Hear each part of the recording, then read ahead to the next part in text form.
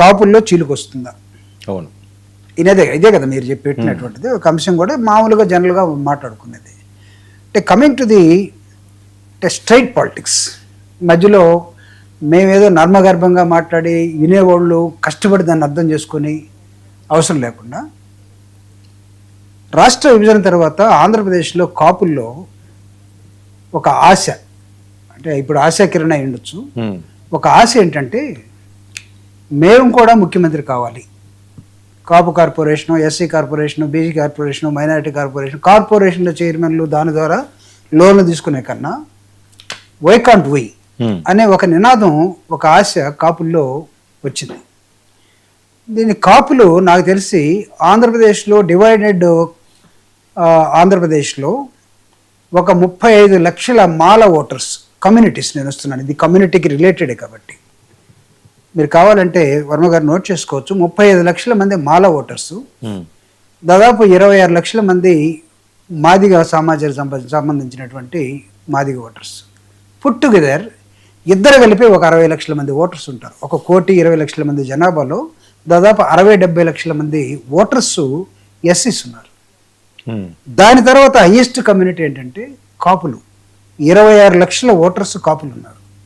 దానిలో టీ కాపు, వి కాపు వాళ్ళిద్దరు కలుపుకుంటే ఇంకొక 10 లక్షలు, అంటే ఒక 36 లక్షల ఓటర్స్ ఆంధ్రప్రదేశ్లో, డివైడెడ్ ఆంధ్రప్రదేశ్లో ఉన్నారు. వాళ్ళని అంటే నేను అటువైపు అని చెప్పకుండానే పవన్ కళ్యాణ్ గారు ఈ ఫిగర్ని చూపించుకుంటూనే రాజకీయాల్లో ముందుకు వచ్చేసారు.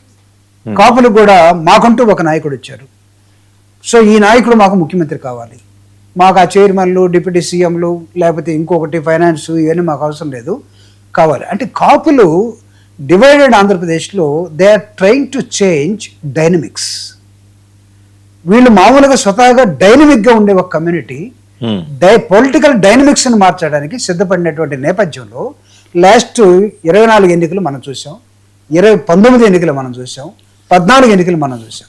14లో పవన్ కళ్యాణ్ గారు కాపు బ్రాండ్ ఉన్నప్పటికీ, ఫిల్మ్ హీరో అయినప్పటికీ, ఆ బ్రాండ్ని అలా చూపిస్తూ వచ్చే క్రమంలో పార్టీ పెట్టకుండానే బీజేపీ, టీడీపీ తోటి ముందుకెళ్ళాడు. మావాడికి ఏం కావాలి, మేం కదా ఉండాల్సింది అన్న ఆశ ఆ రోజు ఆగిపోయింది. 19 వచ్చింది. 19లో వాళ్ళందరూ కలిసి ట్రై చేశారు, కానీ పాపం పవన్ కళ్యాణ్ గారే 2 చోట్ల ఓడిపోవడం జరిగింది. ఒక నిరాశ, ఆశ నుంచి నిరాశలోకి వెళ్ళిపోయారు. 2024 వచ్చేసరికి నేను ఇందాక చెప్పాను కదా, డైనమిక్స్ను మార్చడానికి సిద్ధంగా ఉన్నటువంటి ఆంధ్రప్రదేశ్లో ఒక కమ్యూనిటీ, కాపు కమ్యూనిటీ, పొలిటికల్ డైనమిక్స్ని అగ్రెసివ్గానే ఉంటుంది, ఉండాలి కూడా. కానీ అన్ఫార్చునేట్లీ 60 లక్షల ఓటర్స్ ఉన్నటువంటి దళిత ఓటర్స్ వీళ్ళు డెసిషన్ మేకర్స్ ఆంధ్రప్రదేశ్లో. కానీ ఇక్కడ ఎందుకో దళిత ఓటర్స్లో ఆ డైనమిజం అనేది ఎందుకు ఆగిపోయి సిద్ధాంతపరమైనటువంటి ఆర్గ్యుమెంట్లోకి రావటం, భారత రాజ్యాంగ హక్కుల కోసం పోరాడే ఒక దిశలో ఉండటం, రాజ్యాధికారం అనే ఒక డైనమిక్స్ని మార్చడంలో దళితులు ఎందుకో ఆంధ్రప్రదేశ్లో వెనకబడి ఉన్నటువంటి తరుణంలో ఆ పాత్రని కాపులు అందుకున్నారు. సో ఇప్పుడు రేపు పవన్ కళ్యాణ్ గారు ముఖ్యమంత్రి కావాలి, అది కాపుల్లో ఉన్నటువంటి ఒక ఆశ. ఆ పాపం ఆయన సర్దుకుంటున్నాడు, నాకు అంత అడ్మినిస్ట్రేషన్ ఎబిలిటీస్ లేవు, నేను ఉండకపోవచ్చు, నా తరపున ముఖ్యమంత్రి గారు చంద్రబాబు నాయుడు గారు ఉంటాడు ఇంకో 15 సంవత్సరాలు అన్న దాన్ని. చర్చ ఏంటంటే రాధానా, ఆశా కిరణ, వీళ్ళిద్దరూ ఎటువైపు. ఎందుకు వీళ్ళిద్దరూ కూడా రంగా గారి వారసులుగా లేటుగా రావచ్చు, కానీ లేటెస్ట్ కాకూడదని ఏముంది కాదనా? మనం ఒకవేళ లేటుగా వచ్చారు కాబట్టి అనుకోకూడదు, లేటుగా వచ్చినా కానీ లేటెస్ట్గా కూడా ఉండే అవకాశాలు కూడా ఉన్నాయి. ఉండకూడదని కూడా మనం అనుకోవడానికి లేదు, మీరు కూడా అనుకోరని నా భావిస్తాం. స్వతహాగా you're also a progressive man కాబట్టి.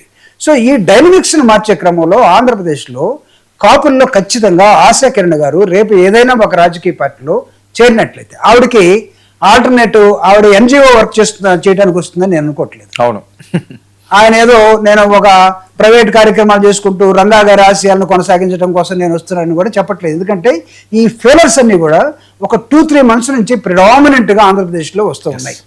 రాధా గారు కొంచెం సైలెంట్గా ఉండటం, రాధా గారు ఆ మధ్య కాలంలో కొంచెం యాక్టివ్గా ఉండటం, ఆ తర్వాత అది కాస్త షిఫ్ట్ అయిపోయి టిల్ట్ అయిపోయి కాపులకి పవన్ కళ్యాణ్ గారు, అంతకుముందు కాపులకి ముద్రగడ గారు, ఇప్పుడు ముద్రగడ గారు ఆశా కిరణ్ గారు కలిస్తే నాకు తెలిసి కాపుల్లో వర్టికల్గా ఒక చీలికొచ్చి పవన్ కళ్యాణ్ వర్సెస్ ముద్రగడ, ఆశా కిరణ్ ఈ కాపుల్లో ఖచ్చితంగా వస్తుంది. అయితే ఎటు తీస్తుంది, ఎటు దారి తీస్తుంది అనేదానికి ఇంకా టైం ఉంది. దీన్ని చర్చించడానికి చాలా టైం ఉంది. ఆ టైంలో మనం అందరం కూడా చర్చించు. కానీ నేనేమనుకుంటున్నానంటే ఆ డైనమిక్స్ని రాజకీయాల్లో మార్చడానికి డైనమిక్గా ఉండే ఒక కమ్యూనిటీ పరుగులు తీస్తున్న నేపథ్యంలో ఈరోజు మీరు ఒక కరెంట్ అఫైర్గా